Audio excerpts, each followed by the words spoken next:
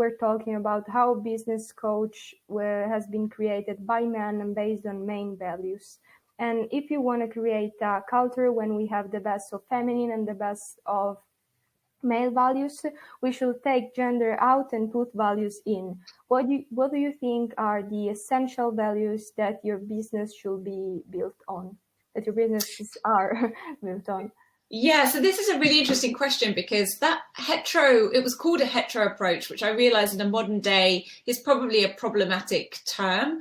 But for me, I was really trying to work out, how do we stop talking about gender and how do we put values into business? And it wasn't until you brought this question that I actually remembered this concept that I had, because I'd kind of sort of tucked it away really.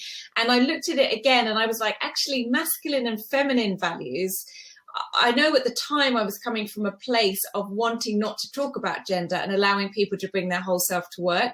But I think actually now on reflection, I think the masculine and feminine values are still born out of gender. And I think where I'm at now is I definitely want a more inclusive working culture. You know, one of the reasons I wanted to create my own business was a little bit of feminism, feminist activism, a bit what I would call stealth activism. I could see the way that the workplace and workplace culture was not supporting women and not helping women. So one of my fundamental principles when I set up the agency, or when I do anything, is like, how can I make sure I create a culture where people can thrive, where they can bring their whole self to work? So for me, I create a very, I really believe in respect. That's my number one value, mutual respect, meeting everybody on a level.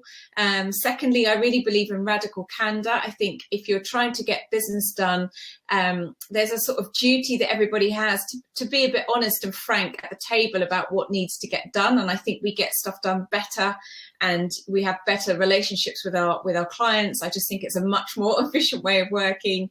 I definitely believe in self-efficiency. So people really empowering themselves, or, you know, as a leader, empowering my teams to make their own decisions and to do things in an autonomous way. I'm also a big believer in collaboration. I think that in this modern day, competition is a little bit unnecessary. You know, we can access the whole world. So therefore, it does become a lot more about culture and about your brand. That's what makes you distinctive. And that's what makes people want to either come towards you or move away from you. And then lastly, I really like a working culture where everybody wins. So for me, you know, it really is about sharing the financial success of my ventures and making sure, you know, that everybody, you know, has an opportunity to win and being involved. So those are kind of my guiding principles. So that whole theory of the masculine and feminine has evolved quite a lot, but that's what's really important to me still today.